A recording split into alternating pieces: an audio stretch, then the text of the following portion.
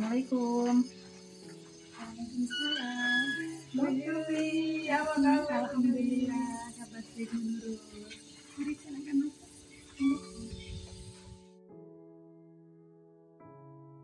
Apa kabar Bu Dwi? Alhamdulillah, kabar baik. Sudah lama Bu Dwi nggak bertemu. Kayaknya sudah 3 tahun ya. Sejak sekarang anak saya Kalang terakhir sekolah di sini. Sekarang udah kelas 3, berarti udah 3 tahun nggak ketemu. Mohon maaf, ini merepotkan Bu Dwi. Hari ini saya ingin mewawancarai Bu Dwi berkaitan dengan tugas saya sebagai calon guru pemuda angkatan 7, di mana saya mendapatkan tugas untuk mewawancarai kepala sekolah dalam kaitannya bagaimana saya belajar untuk menggali bagaimana Ibu Dwi sebagai kepala sekolah di RH Minahasa ini mengambil keputusan berbasis nilai kebajikan Indonesia sebagai pemimpin RH Minahasa. Mungkin ada beberapa pertanyaan di sini dan sudah saya susun. Nanti kita ngobrol saja santai. Kemudian nanti ada beberapa pertanyaan yang di sini saya belajar bagaimana cara Dwi selama ini memimpin RH Minahasa. Dulu ya. Ya. Saya mulai saja dengan pertanyaan. Di sini apakah Dwi sebagai kepala sekolah di RH Minahasa ini pernah mengalami atau ada kasus yang dialami oleh Dwi sebagai kepala sekolah di mana ada nilai benar lawan nilai benar, atau di sini kami namakan dilema etika yang pernah Dwi hadapi. Jadi di sini ada nilai benar berlawanan dengan nilai yang benar. Sebagai contoh misalnya, di mana ada nilai kasih sayang kepada anak melawan nilai keadilan, di mana ini harus sesuai dengan peraturan. Ada nggak di sekolah ini yang pernah dialami? Kalau terkait dengan kasus itu, kebetulan ini di dalam ajaran ini itu kami mendapatkan sedikit kasus atau penilaian terkait untuk peserta didik. Kebetulan di dalam ajaran ini kita mendapatkan salah satu peserta didik yang mungkin bisa dikatakan spesial, ya. Katakan spesial karena memang aturan di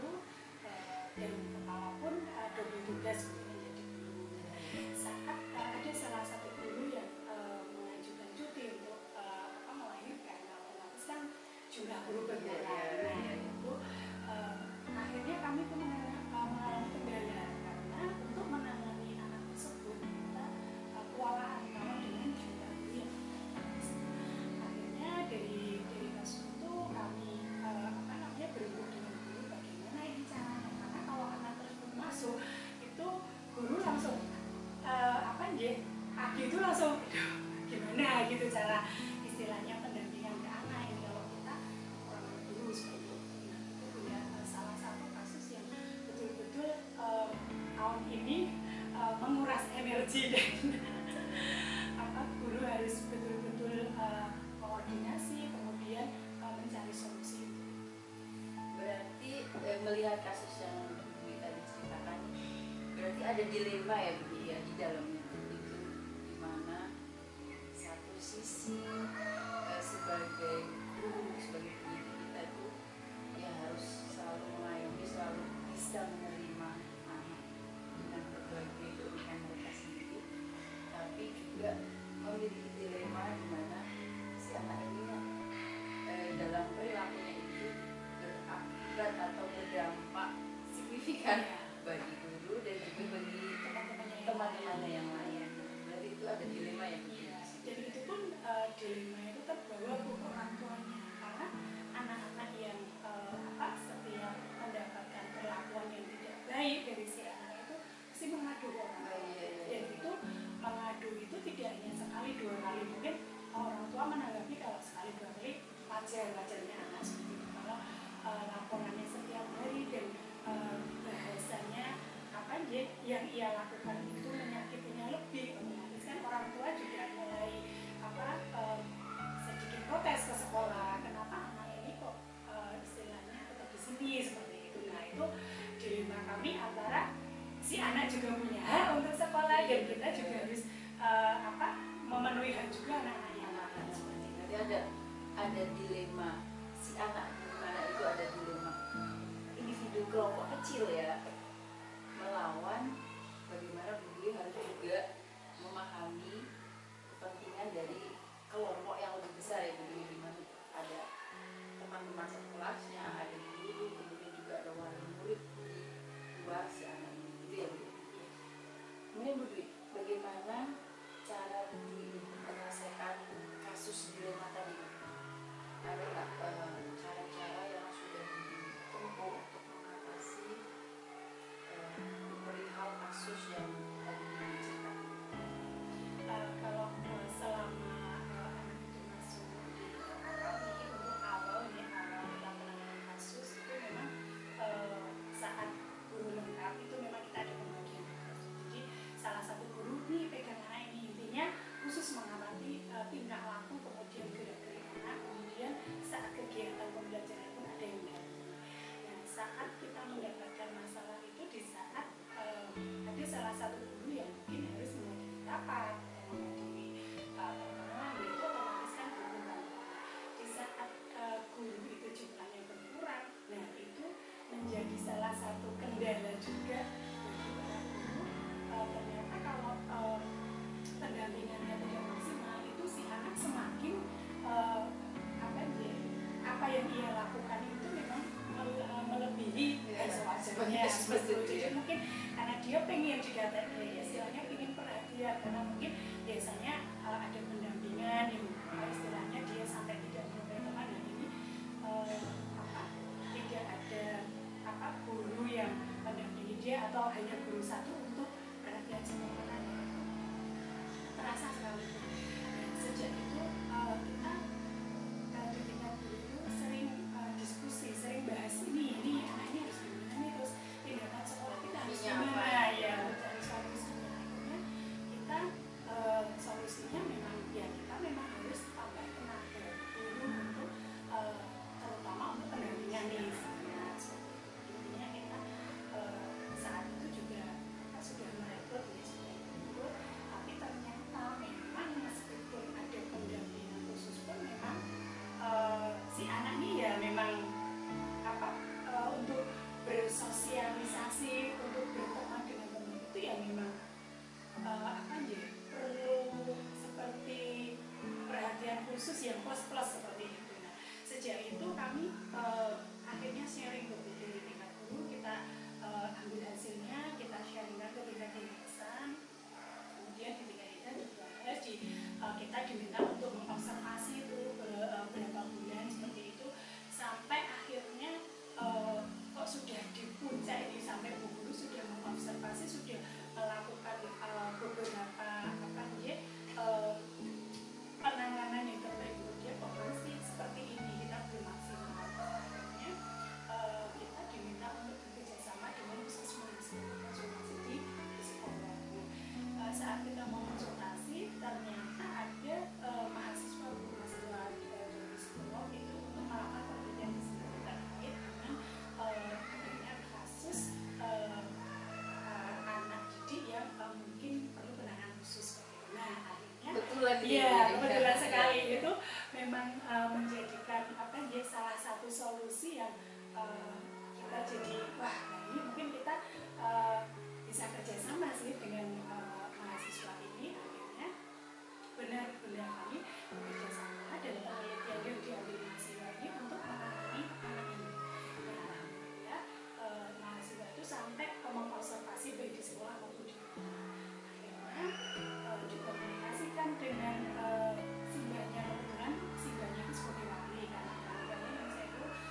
dilibatkan juga ya Bu, untuk wali muridnya itu dilibatkan juga untuk penyelesaian masalah ini. Ya itu memang kami libatkan karena memang ini harus betul-betul penanganannya memang tidak hanya di sekolah, itu berlanjut di rumah. Ternyata setelah diobservasi saat di rumah, dikomunikasikan dengan orang tua atau walinya, itu memang betul-betul gimana ya Bu, di rumah itu kalau untuk secara edukasi itu belum ada atau belum dilakukan secara maksimal. Jadi memang anak itu jadi kayak pengen diperhatikan lebih, pengen dia itu pengen bebas berekspresi tapi tanpa dilarang-larang yang tanda petik. Biasanya kalau Simba itu yang sewu yang penting itu diam, dan kalau memang berbahaya kan langsung jangan gitu. Jadi mungkin merasa anak itu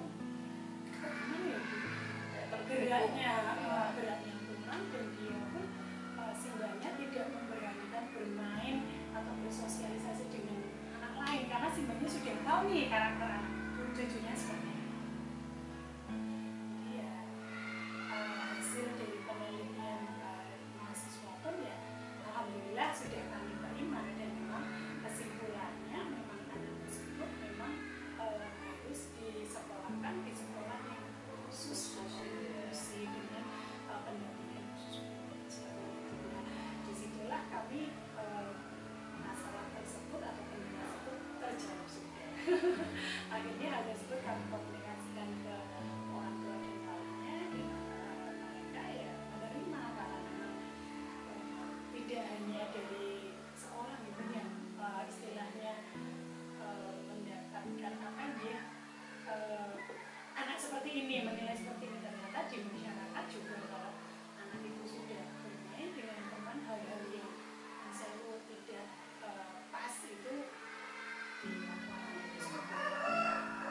Berarti solusi untuk kasus ini dari tahapan-tahapan tadi yang Ibu sudah jelaskan. Dari pertama itu Ibu setelah kepala sekolah itu mengkoordinasikan dengan di RA terlebih dahulu, kemudian ternyata mentok dan akhirnya berkonsultasi dengan yayasan, dan yayasan meminta untuk agak bersabar untuk mengobservasi si anak ini ya.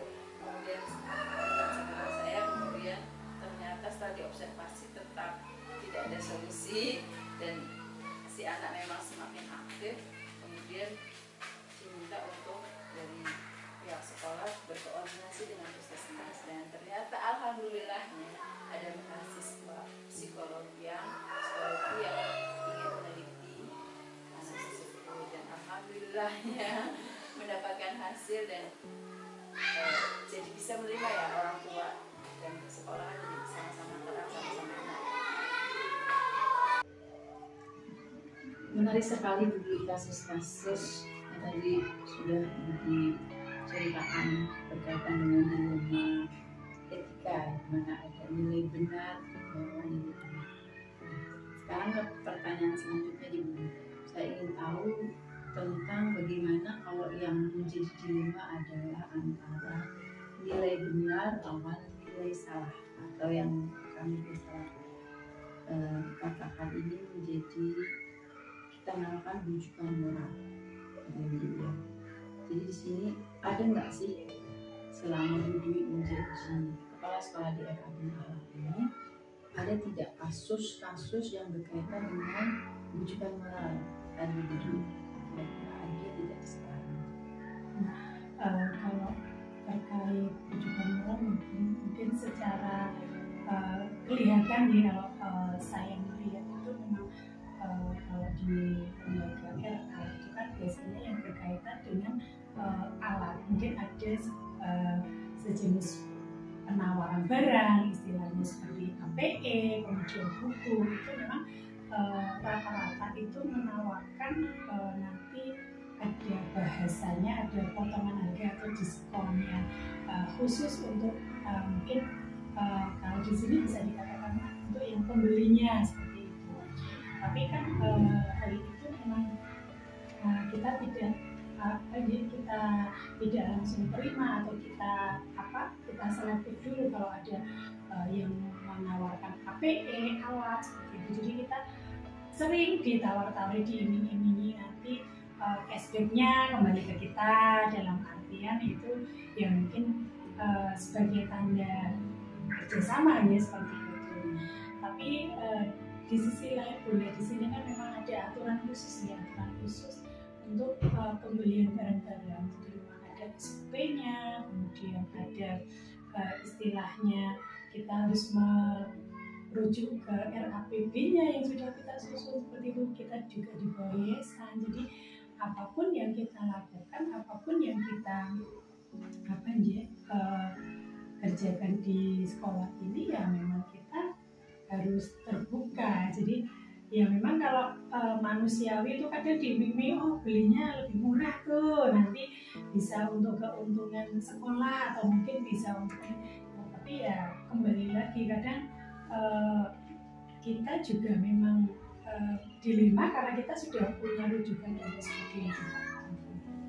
Berarti kalau saya bisa kesimpulannya kasus yang dihadapi di sini itu ada beberapa, mungkin banyak ya, penawaran yang dilakukan oleh beberapa perusahaan alat pendidikan dan juga buku yang ditawarkan ke sekolah ini melalui Budui terutama. Itu seperti ada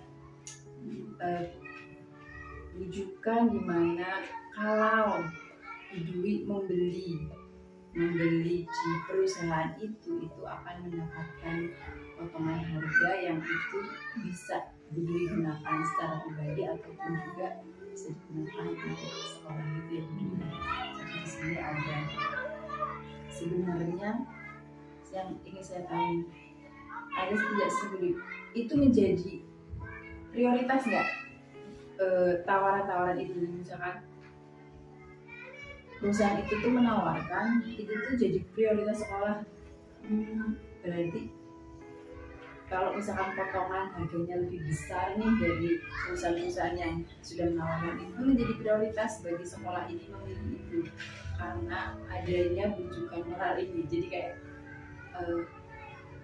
deal-dealannya itu kalau kamu yang lebih besar itu akan menjadi pilihan nanti sekolah ini memilih kamu. Ada nggak kayak gitu? Iya, kalau atau Budui punya peraturan khusus atau standar khusus di sekolah ini dalam memilih buku atau alat bacaan?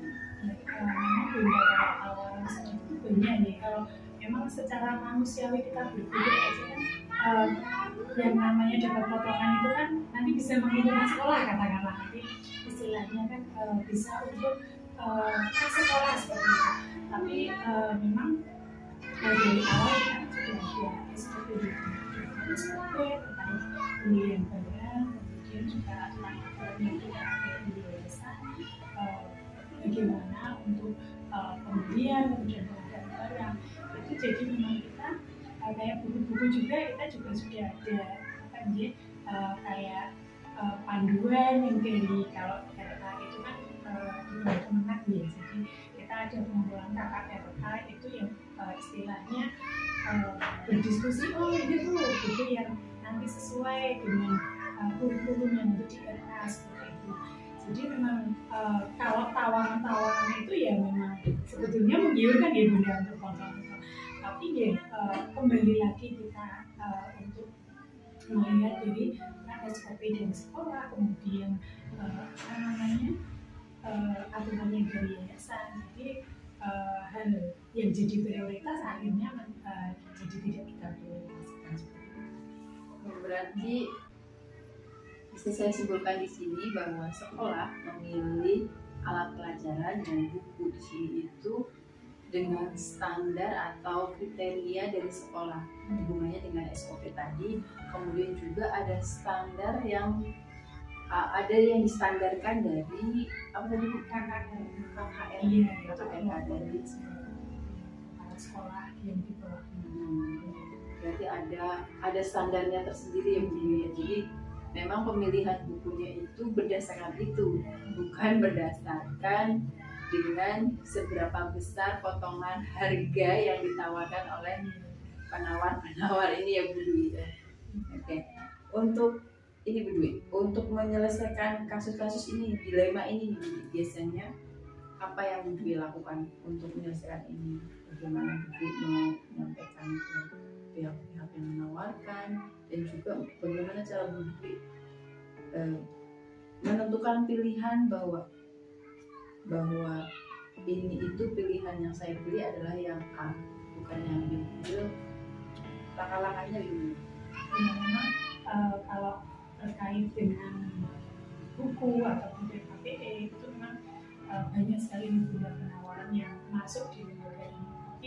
Tapi memang kita baik dari sekolah maupun dari yayasan itu memang sudah ada SOP atau istilahnya aturan tersendiri. Jadi misalnya ada yang menawarkan dan tidak sesuai, cara kami istilahnya mengekat pun dengan bahasa yang mungkin halus ya, dengan bahasa halus biasanya kami terima dulu dalam artian informasi yang disampaikan kita terima dulu, terus kemudian yang datang orang tadi kita minta untuk menuliskan kita, kemudian kita meninggal nomor telepon dan sebagainya. Kemudian kami menyampaikan nanti kalau memang dari sekolah atau dari pihak sekolah berkenan atau bersedia membeli, kami akan menghubungi nomor tersebut seperti itu. Jadi bahasa secara ini menolaknya secara halus nanti itu. Dan tetap memilih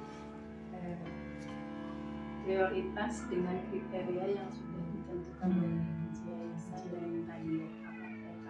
Iya, KKRK. Menarik sekali nih Bu Dwi, ternyata Bu Dwi sudah menceritakan dan memberikan saya wawasan tentang gimana cara Bu Dwi menyelesaikan tentang yang pertama tadi kasus dilema etika, dan kemudian yang kedua juga ternyata saya belajar cara bagaimana Bu Dwi menyelesaikan tentang kasus yang berkaitan dengan hubungan. Untuk pertanyaan selanjutnya nih Bu Dwi, kira-kira nih langkah-langkah atau prosedur seperti apa yang biasa dilakukan oleh Bu Dwi untuk menghadapi kasus-kasus dilema seperti ini Bu Dwi selama Bu Dwi menjadi kepala sekolah? Kalau untuk langkah-langkah terkait dengan kasus yang di peserta didik itu biasanya kita lakukan solusinya itu kita bahas di tingkat guru bunda. Nanti misalnya ada kasus seperti ini, bagaimana nanti kita menyelesaikan atau solusi untuk masalah tersebut. Tapi kalau memang kita dari berkoordinasi tingkat guru itu tidak mencapai hasil yang maksimal, itu biasanya kita berkoordinasi dengan orang tua, kita komunikasikan, kemudian kalau sudah sampai titiknya belum dapat titik temu, kita baru diskusikan atau kita laporkan ke tingkat yayasan. Nanti dari yayasan itu nanti akan memberikan kita solusi dan saran tentunya untuk kebaikan pendidikan anak tersebut. Nah, itu nanti apa yang diberikan dari yayasan kita laksanakan, dan seperti itu tadi Bu, yang kunci utamanya kita berkoordinasi dan komunikasi baik dengan guru, orang tua maupun dengan pihak yang ada di yayasan ini. Berarti ada tadi komunikasi dan koordinasi dari tiga pihak ini ya Bu Dwi, ya. Selalu ada komunikasi dan koordinasi dari tiga pihak ini ya. Kasus atau masalah yang timbul itu akan selalu dikoordinasikan dengan tiga pihak ini. Menurut Bu Dwi, kira-kira selama ini yang Bu Dwi anggap efektif dalam pengambilan keputusan di kasus-kasus ini itu apa? Yang itu ini tuh efektif, selalu bisa saya mengambil keputusan berkaitan dengan ini, saya mengambil langkah itu, menurut saya kan sangat efektif. Kalau terkait dengan sekarang keberlangsungan di era ini, tentunya memang kita lebih kita saling berkomunikasi, kita mengambil keputusan. Tentunya saya sebagai kepala sekolah memang istilahnya di titik akhir ya, nanti apa yang harus saya lakukan. Tapi sebelumnya memang saya selalu berkoordinasi dengan para guru. Saya akan komunikasikan, kemudian kami diskusikan, misalnya ada masalah seperti ini itu bagaimana. Jadi saya pun saat mengambil keputusan itu memang sudah betul-betul sesuai. Ini memang sesuai seperti apa yang seperti ini ya, aturannya di yayasan juga. Memang kita kan harus secara kekeluargaan ya Bunda. Jadi kalau kita menyelesaikan apapun itu kami koordinasi dengan kekeluargaan. Pertama dengan misalnya ada masalah dengan peserta didik, kemudian dengan keluarga, itu memang kita selalu kami komunikasikan. Jadi yang menurut Bu Dwi efektif itu adalah komunikasi budaya budaya, di mana komunikasi ini menurut Bu Dwi itu sangat penting, sangat efektif untuk menyelesaikan dilema-dilema yang ada di sekolah. Iya, ternyata memang komunikasi itu menurut saya ya itu memang suatu hal yang yang sangat bagus, karena mungkin saya di sini sebagai kepala sekolah saya berhak untuk mengambil keputusan sendiri, tapi saya pribadi pun tidak seperti itu. Apapun kendala atau masalah yang ada di sini itu memang sebelumnya kita komunikasikan. Jadi keputusannya itu kita mendapat keputusan yang betul-betul baik dan menguntungkan kita semua. Bu Dwi, hal-hal apa nih yang selama ini merupakan tantangan buat Bu Dwi sendiri dalam pengambilan keputusan, terutama untuk mengatasi kasus-kasus dilema etika yang tadi sudah Bu Dwi ceritakan? Ada nggak sih tantangan yang Bu Dwi rasakan selama ini ketika sekolah? Ya tentunya kalau untuk tantangan itu memang kalau kita mendapatkan kendala atau kasus yang di luar dari biasanya itu memang itu menjadi tantangan tersendiri, terutama buat saya. Jadi kalau kita dihadapkan di satu masalah itu bagaimana kita menyelesaikan masalah itu dengan baik tanpa berending atau berefek untuk yang lain. Itu memang betul-betul ya termasuk menguras tenaga, pikiran, dan mungkin salah satu yang saya rasakan itu komunikasi atau rapat atau pertemuan di tingkat guru itu memang jadi harus kita efektifkan seperti itu. Jadi setiap ada kendala, ada masalah, kita berusaha untuk mengatasinya sejak dini. Jadi biar kita bisa belajar tuh dari kasus yang kemarin seperti ini, penanganannya seperti ini. Jadi saat kita menghadapi masalah, ada masalah seperti ini, kita sudah punya tuh seperti kemarin tuh penanganannya seperti ini. Tapi kalau ada masalah baru Bunda, dan mungkin yang sebelumnya belum adanya, itu jadi tantangan sendiri bagi kami, khususnya saya sebagai kepala sekolah, bagaimana caranya untuk memecahkan kasus tersebut. Jadi tantangan yang Bu Dwi rasakan itu lebih ke bagaimana pengambilan keputusannya yang sudah diambil itu berdampak baik untuk semuanya ya Bu Dwi. Bagaimana itu pasti dirasakan sekali ya setelah mengambil keputusan ini, kira-kira ini baik enggak ya buat semuanya gitu, tuh menjadi pikiran tersendiri gak sih buat Bu Dwi? Terus terang iya Bunda. Karena saya merasakan kalau ada kasus yang selalu lebih istilahnya dibandingkan kasus-kasus yang sebelumnya, itu memang menjadi jadi kepikiran saya itu tidak hanya di sekolah, mungkin sampai terbawa sampai di rumah, sampai berpikir ini gimana caranya supaya masalah ini tertangani tanpa menyakiti salah satu istilahnya yang bersangkutan atau bagaimana. Karena saya merasa kadang menerapkan dengan diri saya Bunda, kalau ada kasus seperti ini dan saya berada di posisi seperti itu dan saya di seperti itu kan juga menjadi pelajaran untuk saya. Jadi saya intinya berusaha menyelesaikan masalah atau mengambil solusi itu bagaimana caranya agar baik, dalam artian tidak ada yang terugikan dan memang betul-betul jadi solusi yang kebaikan. Saya yakin Ibu itu sudah punya langkah-langkah ya, maksudnya untuk meyakinkan bahwa keputusan yang diambil itu sudah benar, di mana Bu Dwi itu yakin bahwa keputusan ini itu benar adanya. Itu pasti Bu Dwi sudah punya langkah-langkah biar Bu Dwi itu yakin bahwa keputusan ini benar, sehingga pikiran-pikiran seperti tadi yang sampai dibawa ke rumah itu menjadi minimal terjadi. Jadi ada nggak sih Kak, gimana caranya biar saya itu yakin bahwa keputusan saya ini benar, gitu tuh ada nggak? Ya, memang itu tadi gitu ya, langkah yang saya ambil itu pertama memang saya selalu berkoordinasi dan berkomunikasi dengan orang. Kemudian setelah itu saya juga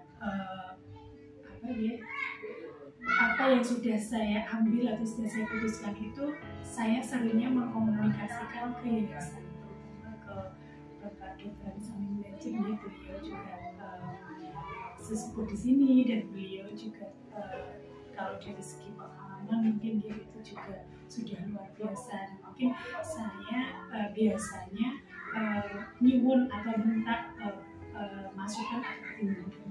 Kalau keputusan yang saya sampaikan ke beliau itu sudah baik dan mungkin benar, mungkin itu saya baru bisa menyampaikan ke yang lainnya seperti itu. Tapi kalau hasil dari berkoordinasi dengan teman, kemudian saya mengambil keputusan, tapi kalau dari beliau itu tidak berkenan atau bagaimana, ya mungkin saya mengambil langkah untuk jadi memang ada langkah yang dimana saya harus menyampaikan keputusan ini benar-benar ini untuk terbaik untuk semuanya. Itu memang saya endingnya harus berkonsultasi terlebih dahulu. Iya.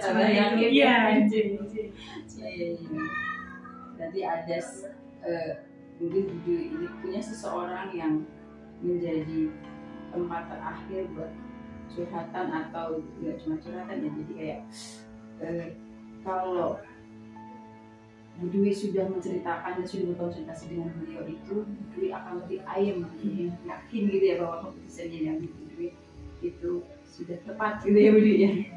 Nah oke Bu Dwi, untuk pertanyaan selanjutnya Bu, ada nggak sih di sekolah ini itu kayak seperti jadwal atau tata kelola untuk sekolah ini menyelesaikan permasalahan-permasalahan atau dilema-dilema yang sudah dulu ceritakan? Ada nggak sih dari sekolah ini jadwal tersendiri untuk seperti prosedur atau bentuknya seperti apa untuk menyelesaikan permasalahan yang ada berkaitan dengan dilema? Kalau jadwal nih Bunda, di sini itu memang alhamdulillah terjadwalkan, baik pertemuan baik dari tingkat guru maupun dengan yayasan itu memang terjadwalkan. Jadi itu salah satu langkah kami atau jalan yang kami tempuh untuk menyelesaikan beberapa masalah yang ada di rumah. Tentunya kalau pertemuan guru itu memang kita adakan setiap hari Jumat. Kebetulan hari Jumat itu kan anak-anak pulang lebih awal ya, tapi kalau pulang jam 11 mungkin habis itu sekitar jam 12. Jadi jam 1 itu kita gunakan untuk pertemuan guru, di mana nanti guru itu saling mengkomunikasikan terkait kendala-kendala, kemudian masalah-masalah yang dihadapi selama 1 minggu itu, mungkin mencari solusi penanganannya untuk terkait kegiatan pembelajaran di kelas bagaimana, itu memang kita punya jadwal 1 minggu sekali. Kemudian kalau di tingkat yayasan kita ada pertemuan guru, jadi semua guru dan karyawan di tingkat yayasan itu bertemu, di mana nanti akan berdiskusi, menyampaikan apa aja kendala, atau mungkin kalau kita sudah maksimal di tingkat guru kalau tidak ada solusi, itu kita baru bersama sama itu kita jadwalkan 1 bulan sekali. Kemudian kalau untuk kepala sekolah itu memang kita ada koordinasi ya di kepala sekolah dengan yayasan. Kalau di sini kan ada 3 layanan, ada PPK, KB, ada PPK dan PMI. Jadi masing-masing kepala itu punya jadwal untuk saling berkoordinasi, saling berkomunikasi untuk pembahasan mengenai kegiatan, atau mungkin kalau ada hal-hal yang berkaitan dengan kasus itu bisa kita sampaikan di situ, kita rembuk bersama-sama. Kemudian nanti tetap endingnya juga kita berkonsultasi dengan yayasan seperti itu. Jadi berarti sekolah sudah memiliki forum ya untuk bagaimana guru maupun kepala sekolah itu menyampaikan permasalahan dan untuk membicarakan solusi-solusi yang akan disampaikan di forum itu untuk menyelesaikan dilema-dilema etika, bukan tadi ya Bu Dwi. Kita masuk ke pertanyaan terakhirnya Bu Dwi. Ada nggak sih Bu Dwi ini seseorang atau faktor-faktor apa saja yang selama ini mempermudah atau membantu Bu Dwi dalam pengambilan keputusan, terutama dalam kasus-kasus dilema etika ini?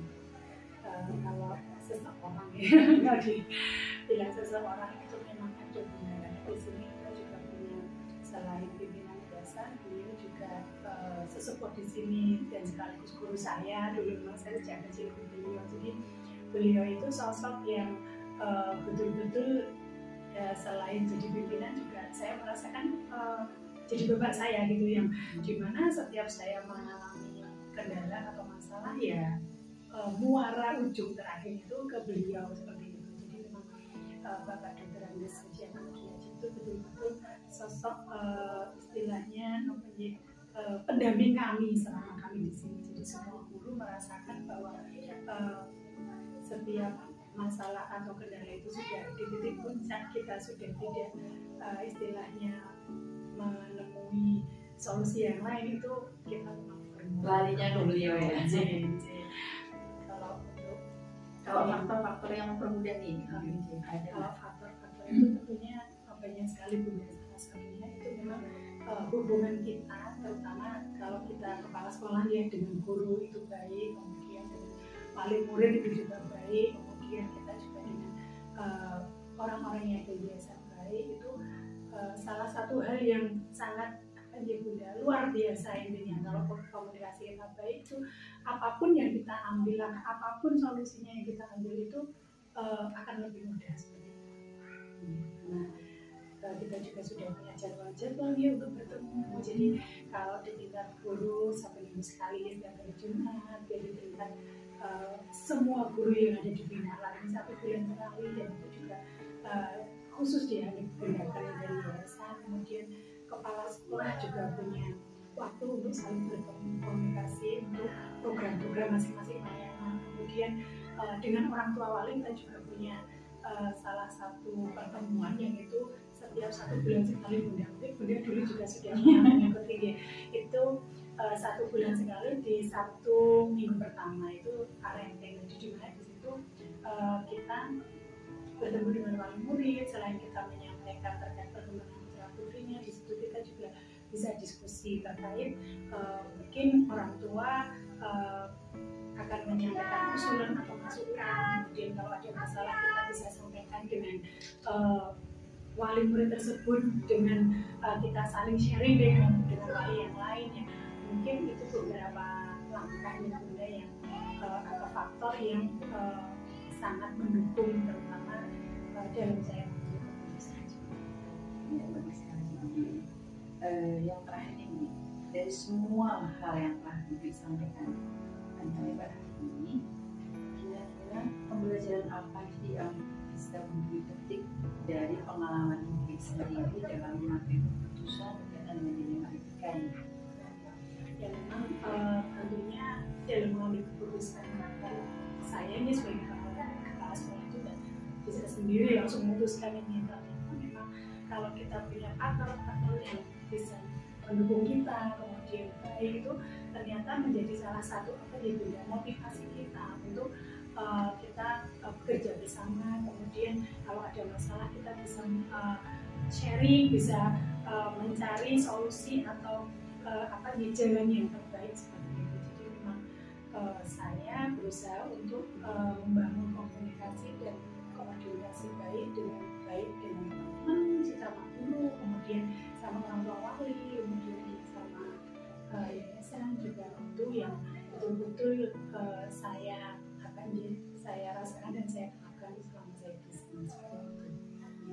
Sekali terima kasih banyak, ini sudah banyak sekali ilmu yang saya dapat di sini. Berbagi pengalaman Bu Dwi tadi sudah menerangkan banyak sekali bagaimana cara Bu Dwi mengambil keputusan, terutama berkaitan dengan dilema etika dan juga rujukan moral. Sangat menarik sekali. Saya mengucapkan banyak terima kasih Bu Dwi atas wawancaranya hari ini. Semoga saya doakan Aminah Ahlak semakin maju dan semoga Bu Dwi bisa memimpin Aminah Ahlak ini dengan menerapkan nilai-nilai kebajikan yang selama ini sudah sangat baik diterapkan di Aminah. Terima kasih sekali lagi Bu Dwi atas wawancara hari ini. Sama-sama, mudah-mudahan apa yang sudah kita sharingkan bersama ini tentunya nantinya bermanfaat untuk semuanya. Dan kami juga selalu minta doa dan motivasinya dari panjenengan selaku alumni di sini. Mudah-mudahan Aminah Ahlak ini semakin berkembang dan baik. Terima kasih banyak. Terima kasih.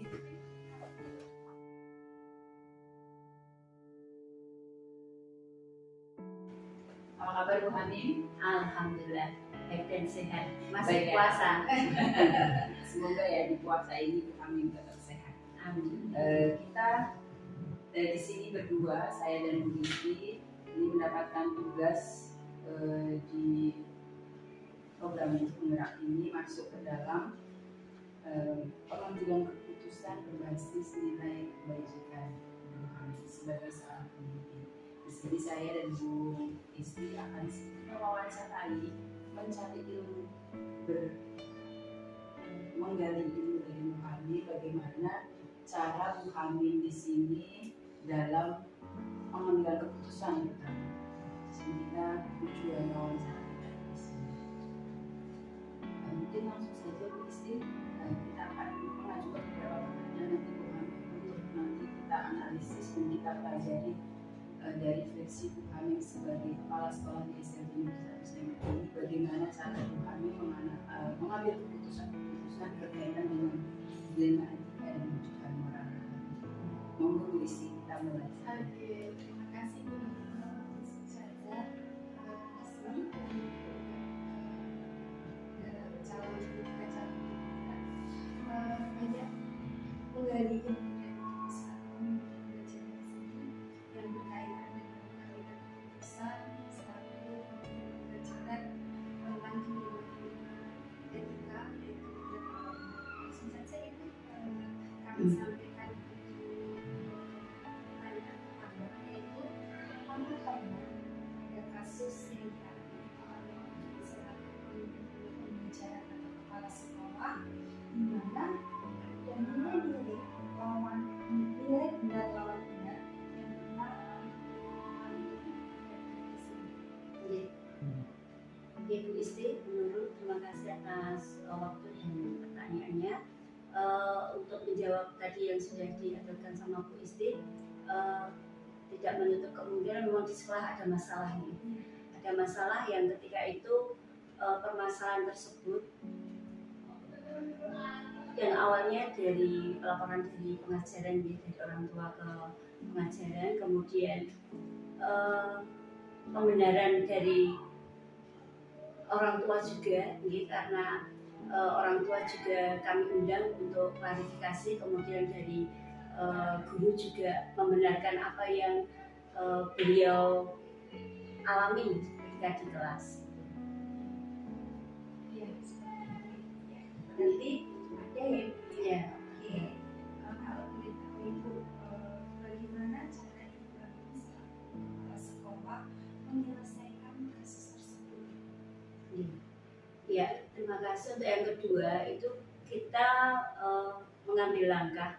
Awalnya kronologinya ini dari mendapatkan laporan dari tim pengajaran gitu ya. Ketika tim pengajaran melaporkan ada masalah, ada sesuatu ini tadi, kemudian saya berusaha untuk klarifikasi. Yang pertama saya klarifikasi kepada wali kelasnya. Kemudian di hari pertama itu saya klarifikasi bersama wali kelas dan menceritakan apa yang sudah terjadi dan kenapa dan bagaimana, dan selanjutnya sudah kami terima ya laporan dari wali kelas. Kemudian untuk hari kedua saya memanggil orang tua beserta siswa. Di situ juga saya minta untuk menceritakan apa yang sudah terjadi pada siswa tersebut dari versi orang tua, kemudian dari anaknya juga saya tanya, dari kedua belah pihak, berarti kan sudah saya mendapatkan informasi yang masuk. Dengan begitu saya akhirnya permasalahan ini harus selesai gitu kan, selesai dengan mempertemukan mereka berdua antara wali kelas juga wali siswa. Memang pada awalnya setelah saya panggil untuk wali siswa tersebut, ini kemudian bilang kalau sudah selesai masalahnya gitu, sudah cukup di kepala sekolah gitu. Tetapi saya tidak mau permasalahan ini menggantung ya. Saya nggak mau menggantung, masalah harus selesai, dan ketika masalah harus selesai ini saya harus mempertemukan berbagai pihak gitu ya. Yang pertama saya mengundang wali kelas, kemudian yang kedua saya mengundang wali siswa, dan tidak hanya siswa tersebut ya, tetapi semua siswa yang ada di kelas tersebut. Dengan notabene waktu itu 3 siswa bersama orang tua. Kemudian dari tim pengajaran kemarin kita juga undang, jadi ada wali kelas, wali siswa, kemudian tim pengajaran ada 3 orang itu bersama saya. Kemudian dari masing-masing tersebut saya minta untuk mendiko, untuk berbicara apa yang menjadi unek-unek, apa yang menjadi permasalahannya dari satu. Semuanya saya atur untuk berbicara. Nah, setelah itu kemudian dari ketiga orang tua saya tanya dulu, saya minta untuk cerita, kemudian dari wali kelasnya, kemudian dari koordinator pengajaran juga saya minta untuk berbicara gitu. Dibantu dengan timnya, dan timnya semua juga berbicara waktu itu. Akhirnya kita duduk bersama, kemudian di situ selesailah permasalahannya karena sudah clear, sudah sama-sama jelas apa yang menjadi permasalahannya. Mungkin ada yang mau ditanyakan lagi? Boleh? Berkaitan dengan masalah tadi, kira-kira setelah kami mengambil keputusan untuk memediasi kan tadi memediasi dari wali kelas, kemudian wali siswa, kemudian juga memanggil atau mengundang penengah, di situ ada pengajaran. Itu Bu Hamim pernah ada di titik kira-kira keputusan saya ini sudah tepat atau belum ya?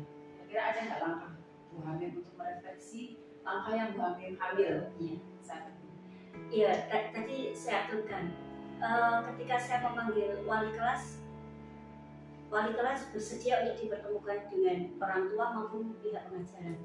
Tapi ketika orang tua siswa ini sudah cukup di sini saja, tidak mau bertemu sebenarnya dengan wali kelas maupun dengan pengajaran lagi, itu tidak mau. Saya sudah puas dan saya sudah cukup sampai ke kepala sekolah. Tetapi menurut saya ini kan belum selesai. Nanti khawatirnya itu berlanjut kalau tidak selesai dan hanya menggantung. Menurut saya begitu. Akhirnya saya harus mengambil keputusan semuanya tetap harus bertemu. Saya harus memediasi supaya permasalahan ini segera selesai dan nantinya di belakang sudah tidak ada kelanjutannya. Itu menurut saya. Berarti yakin ya? Iya. Yakin bahwa keputusan ini sudah tepat. Iya. Karena ketika nanti saya hanya mengiyakan orang tua gitu kan, dari segi wali kelas juga kurang puas. Dia sebenarnya dari wali kelas ini juga pengen mau menyampaikan apa sih tujuannya. Jangan sampai salah paham gitu kalau menurut wali kelas ini. Dan saya juga pengennya semuanya dari awal saya tidak mau saya hanya sepihak saja. Nanti khawatirnya pertama masalah tidak selesai, kemudian yang kedua nanti berlanjut untuk waktu selanjutnya. Jadi ketika kita udah duduk bareng disaksikan banyak orang gitu kan, apalagi ada tim pengajaran juga ini kan yang memang yang berwenang di sekolah ini kan kepala sekolah dan tim pengajaran di dalam urusan pembelajaran ini. Jadi menurut saya memang itu Bu Nurul, Bu Isti, ini keputusan saya yang tadi sudah Bu Isti bertanya tentang dilema etika, di mana ada dilema benar dan benar. ya, Sekarang saya ingin bertanya yang sebaliknya nih Bu Hani, di mana ada nggak sih di sekolah ini selama Bu Hani memimpin di sekolah luar biasa Negeri 1 Sleman ini, dilema yang Bu Hani hadapi itu antara nilai benar dan salah. Jadi di sini yang kami biasa sebut menjadi rujukan moral. Itu ada nggak Bu Hani pernah mengalami kasus seperti itu, jadi dilemanya antara benar dan salah? terima kasih Bu Nurul, Bu Isti untuk yang selanjutnya, pertanyaan selanjutnya ini tentu ada, ya, tentu ada dan memang bermacam-macam permasalahan yang ada di sekolah ini, yang benar dan salah itu pasti ada juga. Dan ini kami alami juga. Betul, ada. Kasusnya apa Ibu Hani? Contohnya? Iya, waktu itu ada seorang siswa ini keluar atau pindah sekolah gitu ya. Pindah sekolah dan orang tua sudah minta surat pindah gitu. Surat pindah untuk pindah sekolah. Kemudian di suatu waktu itu ternyata dana PIP itu cair, turun ya. PIP itu apa Bu Hani? Bisa dijelaskan? Dana pendidikan untuk yang siswa yang kurang mau gitu ya. Dana PIP itu. memiliki kartu Indonesia Pintar. Ya.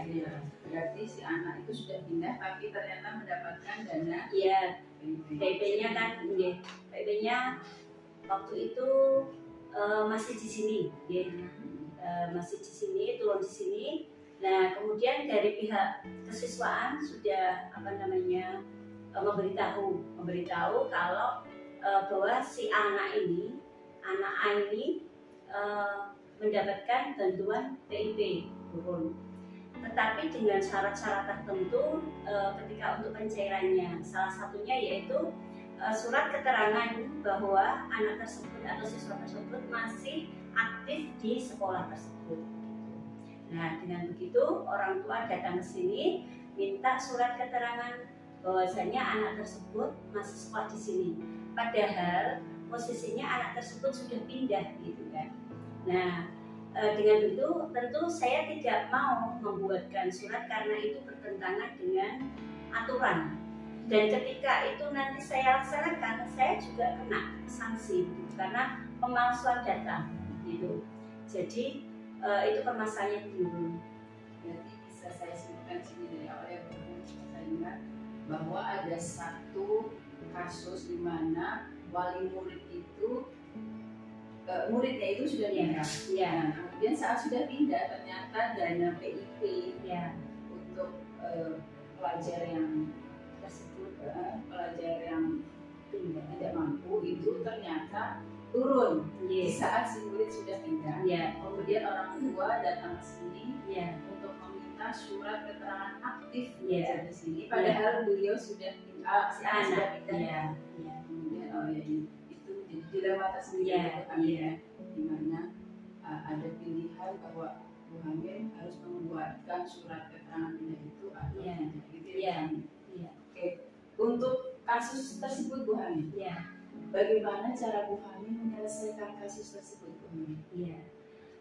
Akhirnya saya bilang juga matur ke orang tua melewati kesiswaan waktu itu, bahwasanya saya tidak mau untuk mengeluarkan surat atau keterangan yang menyatakan anak ini masih sekolah di sini karena posisinya anak sudah pindah.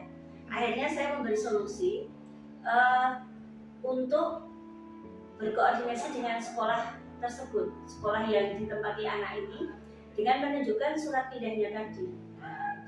Jadi waktu itu saya bilang ke orang tua, tolong dikoordinasikan dengan kepala sekolah dari sana dengan menunjukkan surat pindah tersebut dan minta untuk dibuatkan surat masih aktif di sekolah sana dengan berdasarkan surat pindah tadi. Dan akhirnya waktu itu bisa sekolah yang bersangkutan mau mengeluarkan berdasarkan surat yang saya keluarkan, surat pindah tersebut. Jadi dari pihak bank juga menerima, akhirnya dana tersebut bisa cair.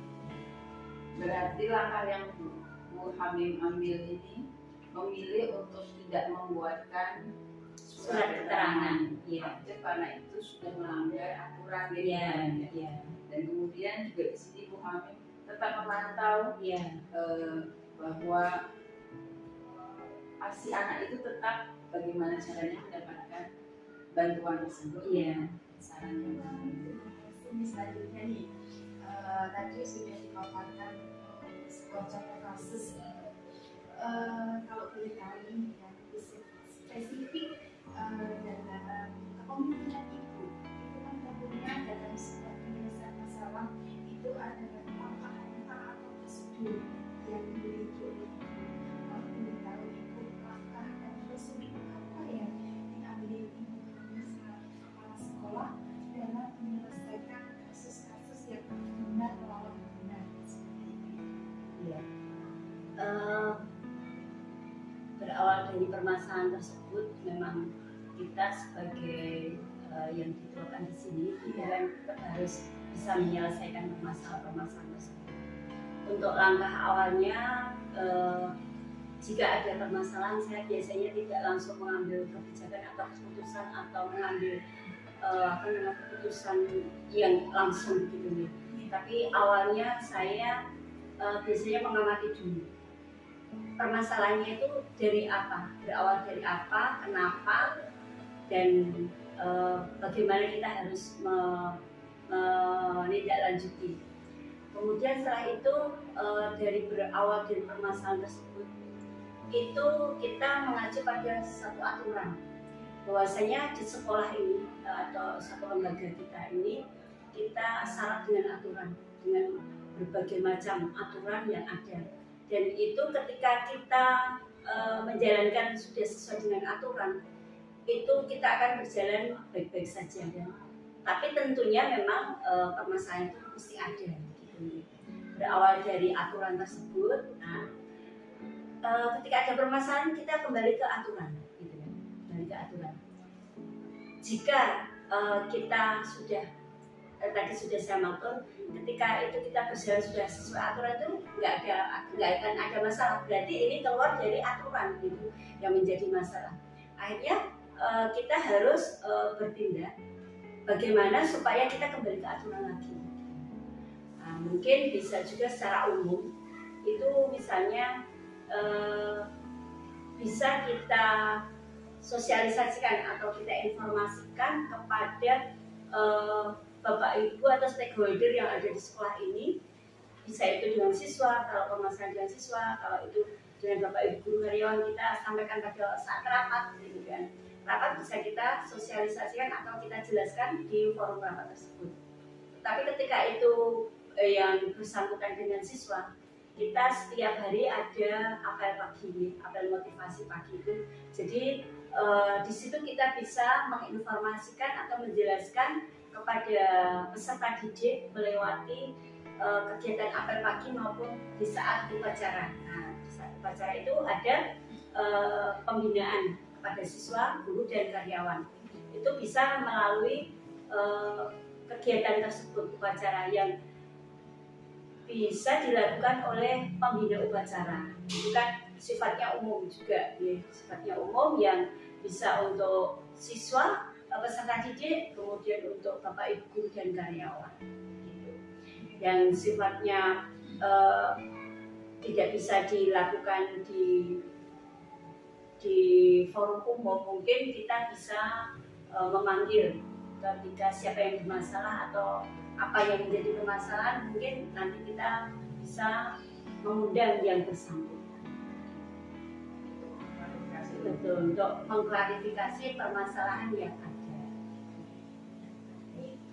Kalau sedikit saya ambil garis besarnya yaitu ya, saya langkah-langkah atau prosedur yang kami selaku kepala sekolah lakukan selama ini, yaitu yang pertama observasi dan masyarakat, siapa saja yang terlibat, sejauh mana masyarakat. Yang kedua, masalah kita membagikan aturan. Terus bagaimana aturan itu akan sampai pada dua ranah ya, tadi disampaikan ada ranah guru dan karyawan dan juga itu dengan sosialisasi. Dan selanjutnya kalau itu masalah pribadi akan mengikuti diskusi atau mungkin pemanggilan intern dan dengan seperti nanti dan kita tutup supaya kita boleh tahu untuk apa dari langkah-langkah dan prosedur yang itu diceritakan tadi. Kalau boleh tahu itu dalam pengambilan keputusan tentang dilema etika yang lebih efektif dari langkah-langkah itu yang berbeda. Menurut saya yang pertama tadi kita memang observasi dulu nih, observasi, kemudian kita kemudian menentukan langkah selanjutnya, langkah apa yang harus saya ambil gitu untuk segera menyelesaikan suatu permasalahan. Jangan sampai permasalahan ini berlarut-larut tidak selesai, apalagi menggantung, jangan sampai gitu. Harus segera diselesaikan. Gitu. Kemudian selain untuk sosialisasi, apabila itu terjadi pada individu, biasanya saya akan mengundang klarifikasi. Kemudian kalau memang itu sudah agak lumayan apa ya istilahnya sudah dalam permasalahannya, harus ada pembinaan. Gitu. Harus ada pembinaan disiplin pegawai atau yang semacam itulah, yang supaya permasalahan itu segera selesai. Nanti kata kunci satu dari 5-6 langkah tadi, satu yang lebih paling efektif. Tadi kan ada masih observasi, sosialisasi, pembinaan. Langkah yang lebih efektif yang pertama kali ibu pilih yang efektif. Dari beberapa kasus yang terjadi, yang paling efektif yang paling itu efektif yang mana? yang mana? Ya kita kembali ke aturan tadi. Kembali ke aturan, kita harus berpedoman pada satu aturan di satu lembaga. Tetap kita kalau sudah berpegang pada aturan, insya Allah nanti kalau sudah sesuai tidak akan melencong lah gitu. Jadi untuk meminimalisir atau meminimkan permasalahan yang ada. Baik itu yang berlaku atau terjadi pada pendik Iya. dan juga kepada murid, Pada peserta didik peserta didik iya. akan dilakukan hal yang sama. Iya, iya, sesuai aturan. Aturan. Iya. Terima kasih. Pertanyaan selanjutnya Ibu Ami, dalam masa jabatan Bu Ami selama ini di SLB Negeri 1 Sleman, ada nggak sih tantangan atau ini merupakan tantangan buat Bu Ami dalam pengambilan keputusan yang berkaitan dengan dilema etika tadi Bu Ami? Ada nggak sih tantangannya Bu Ami? Tentunya ada nih, tentunya ada. Iya, karena kita di sini berpuluh orang gitu ya. Ada guru karyawan sekitar kurang lebih 60 orang itu kan, mesti di 60 kepala itu berbeda-beda ya. Jadi memang ketika kita saya selaku pimpinan di sini, saya memutuskan sesuatu, tidak semuanya itu bisa setuju atau tidak semuanya itu mengiyakan, mengamini dengan apa yang saya putuskan. Nah ini tentunya salah satu tantangan juga buat saya. Tetapi ketika saya memutuskan sesuatu atau mengambil kebijakan itu, saya juga berdasarkan aturan yang ada. Dan mau tidak mau kita harus mengikuti aturan yang ada. pro dan kontra atas keputusan yang Bu Hamim ambil. Kemudian Bu Hamim, ada nggak sih dari sekolah sendiri atau Bu Hamim sendiri sebagai pimpinan di sini tata cara atau jadwal tertentu untuk menyelesaikan kasus-kasus di lima ETK ini? Ada nggak? Atau Bu Hamim langsung menyelesaikannya di tempat, atau ada jadwal-jadwal tertentu yang itu memang dibuat untuk menyelesaikan kasus-kasus berkaitan dengan lima ETK? Iya, secara pastinya ini secara tidak langsung ini saya memang setiap bulan itu ada kita selipkan di rapat, kita selipkan di rapat.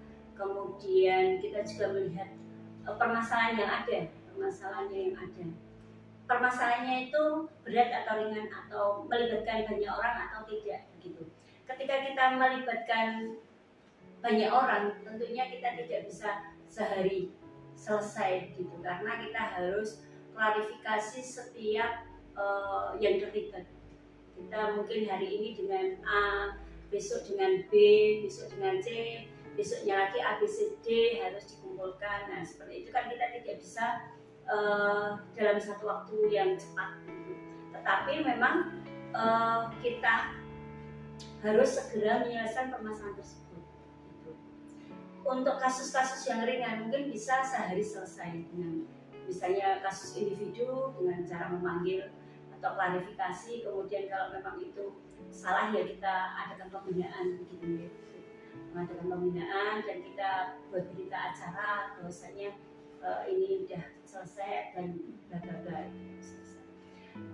Dan juga kita juga menjadwalkan atau secara tidak langsung itu setiap bulan kita ada pembinaan atau penyelesaian permasalahan yang ada. Misalnya contoh kecil, ya bukan contoh kecil nih, ini contoh ketika itu berhubungan dengan disiplin kepegawaian, contohnya persensing itu kan salah satu permasalahan juga yang hampir semuanya ada gitu, semuanya dialami. Nah di situ setiap ada rapat selalu kami sampaikan atau kita sampaikan bahwasanya untuk peningkatan kinerja kita itu salah satu bentuk upaya menyelesaikan masalah secara tidak langsung.